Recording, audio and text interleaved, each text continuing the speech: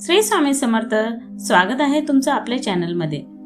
दर 3 वर्षांनी येणारा पवित्र अधिक मास म्हणजेच पुरुषोत्तम मास काल 17 मे पासून सुरू झाला आहे. हा महिना भक्ती, साधना आणि पुण्य मिळवण्याचा काळ आहे. पण या पवित्र महिन्यात आपल्या लाडक्या स्वामींची सेवा कशी करावी, कोणते नियम पाळावे आणि अशी कोणती सेवा आहे जी केल्याने स्वामी अशक्य गोष्टीही शक्य करतात, हे आज आपण या व्हिडिओमध्ये अगदी सविस्तर पाहणार आहोत. व्हिडिओ शेवटपर्यंत नक्की पहा, कारण अर्धवट माहिती कधीच फलदायी ठरत नाही.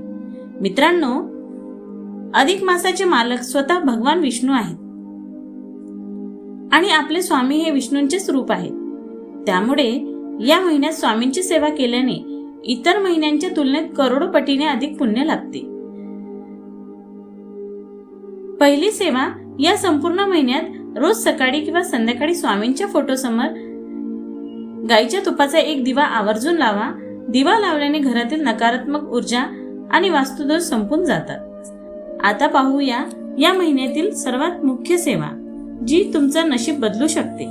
ती म्हणजे श्री स्वामी चरित्र सारामृत ग्रंथातील 11व्या अध्यायाचे पठण. रोज संध्याकाळी 6 ते 7 च्या दरम्यान म्हणजेच प्रदोष काळात शांत बसून या 11व्या अध्यायाचे वाचन करा. जर तुम्हाला वाचन शक्य नसेल तर मोबाईलवर हा अध्याय संपूर्ण श्रद्धेने ऐका. हा 11वा अध्याय संकटातून बाहेर काढणारा आणि अशक्य गोष्टी शक्य करणारा मानला जातो. वाचन किंवा श्रवण झाल्यानंतर स्वामींना मनोभावे नमस्कार करून तुमची अडचण त्यांच्या चरणी सांगा आणि भिवू नकोस, मी तुझ्या पाठीशी आहे या वाक्याचे स्मरण करा.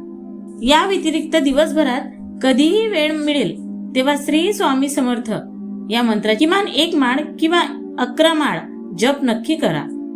तसेच अधिक मासात स्वामींच्या नावाचे गरजू लोकांना अन्नदान, वस्त्रदान किंवा फळांचे दान करणे अत्यंत शुभ मानले जाते.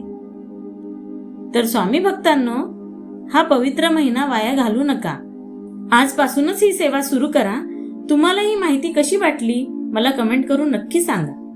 व्हिडिओ आवडला असेल तर लाईक आणि शेअर करा आणि अशाच आध्यात्मिक माहितीसाठी चॅनलला सबस्क्राईब करायला विसरू नका.